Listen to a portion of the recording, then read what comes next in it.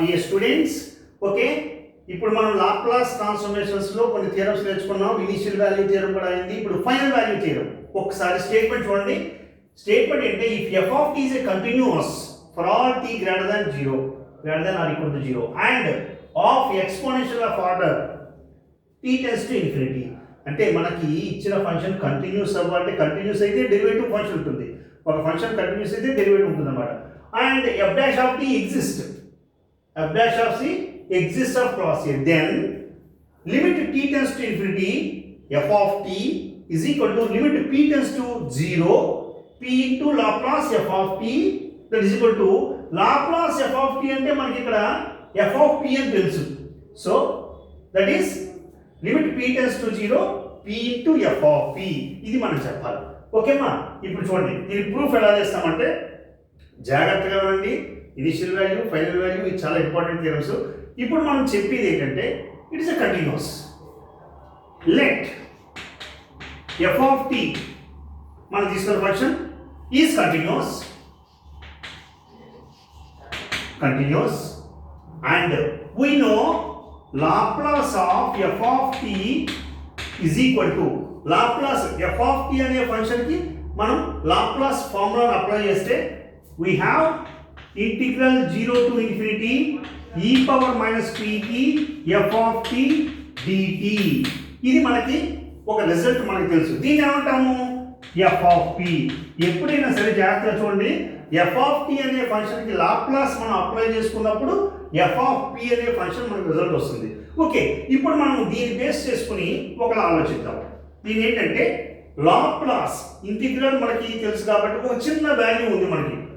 Integral 0 to infinity e power minus pt ఏమా integral 0 to infinity e power minus pt f dash of t అనేదాన్ని f dash of t dt అనేదాన్ని మనం ఏమని రాసుకోవచ్చు అంటే ఒక్కసారి చూడండి, దీన్ని ఇది విషయం తెలిస్తే మనకి ఈజీగా ఒక డెరివేటివ్ ఫంక్షన్కి లాప్లాస్ అప్లై చేసినప్పుడు p into f of p minus f of 0 అని రాయాలి. ఏమా ఇది జాగ్రత్తగా చూడండి. దీన్ని బట్టి మనం మొత్తం ఆ ప్రాసెస్లోంచి మన రిజల్ట్కి వెళ్తాం. ఇప్పుడు p into f of p minus f of 0. ఏమా ఇప్పుడు చూడండి, integral 0 to infinity e power minus pt f dash of t ఇది మనం ఎలా రాసుకోవచ్చు అంటే f dash of t dt.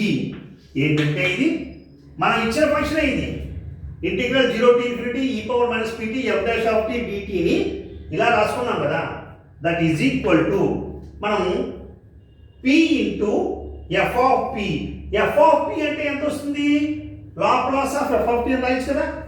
p into Laplace of f of t minus f of 0 అని రాశాను. ఏం లేదంటే ఇక్కడ చిన్నగా f ఆఫ్ p ప్లేస్లో Laplace of f of p రాసుకున్నాను. రాసిన తర్వాత టేక్ ఇక్కడ రాసుకోండి. టేక్ ఇక్కడ మనకి p టెన్స్ టు 0. ఇందాక ఇనిషియల్ వాల్యూ తెలియదు, ఫైనల్ వాల్యూ తెలియదు, చిన్న changes. p tends to 0 on both sides. ఇక్కడ మనం చేసేది అంటే both sides p tends to 0 వెళ్తాం. అప్పుడు ఇక్కడ ఇది రెండింటికి both sides p tends to 0 మనం రాయాలి. Limit p tends to 0 integral 0 to infinity e power minus pt f dash of t emma dt is equal to limit p tends to 0 p into Laplace of f of t minus limit p tends to 0 f of 0. ఇలా రాసుకోవచ్చు కదమ్మా. ఇది చూడండి, జాగ్రత్తగా చూడండి.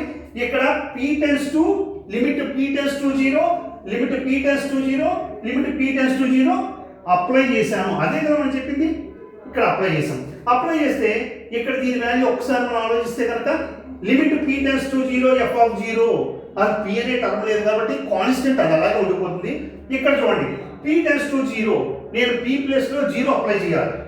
Integral 0 to infinity limit p tends to 0 e power minus pt f dash of t dt అని right side అయిపోతుందా?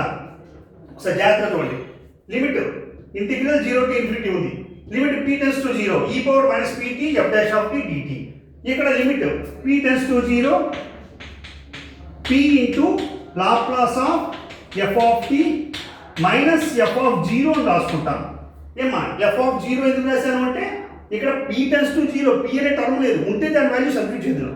Okay, ఇప్పుడు చూడండి p టెన్స్ టు 0, ఈ p ప్లస్ లో 0 పెడితే e power minus 0 into t అంటే e power minus 0, anything e power plus అయినా minus అయినా e పవర్ 0 1 అవుతుంది. అంటే ఇంటిగ్రల్ 0 టు ఇన్ఫినిటీ ఇక్కడ మనకి 1 into f dash of t dt. ఏమైనా రాసాం. ఇక్కడ ఇంకొక చిన్న మీకు చెప్తాను. f డాష్ ఆఫ్ అంటే ఎంత, డెరివేటివ్ కదా, అంటే ఈ f డాష్ ఆఫ్ ప్లేస్ లో d బై dx అని నేను రాసుకోవచ్చా? ఒకసారి చూడండి, 1 into d by dt of f of t అని రాయొచ్చు. చూడండి ఒకసారి, డెరివేటివ్ ఇంటిగ్రేషన్ రెండు రెసిప్రోకల్స్, అంటే డెరివేటివ్ ఇంటిగ్రేషన్ రెండు క్యాన్సిల్ అయితే లిమిట్స్ ఎంత 0 టు ఇన్ఫినిటీ. కాబట్టి మనం ఏమని రాయొచ్చు అంటే limit p tends to 0 p into Laplace f of t minus f of 0 అని రాశాను. ఏమా ఇప్పుడు ఇంకోసారి చూడండి, 1 into f of t dt. ఇప్పుడు 0 టు ఇన్ఫినిటీ మరి లిమిట్స్ మనం రాయాలి కదా, ఇక్కడ f ఆఫ్ t మిగిలింది, dt కూడా పోతుంది, ఇంటిగ్రేషన్ డెరివేటివ్ క్యాన్సిల్ అయితే dt క్యాన్సిల్ అయిపోతుంది. ఇప్పుడు దీని ప్లేస్ ఏం రాయొచ్చు, f of t limits 0 to infinity ఉంటాయి is equal to limit p tends to 0 p into Laplace of f of t minus f of 0 అని రాస్తాం. అంతే కదమ్మా. ఇప్పుడు చూడండి, f ఆఫ్ t కి లిమిట్స్ ఉన్నాయి. లిమిట్స్ ఏంటి, 0 టు ఇన్ఫినిటీ అంటే upper limit minus lower limit. ఎప్పుడు కూడా ఇంటిగ్రేషన్ చేసిన తర్వాత లిమిట్స్ సబ్స్టిట్యూట్ చేస్తాం. ఇది ఒక్కసారి చూద్దాం.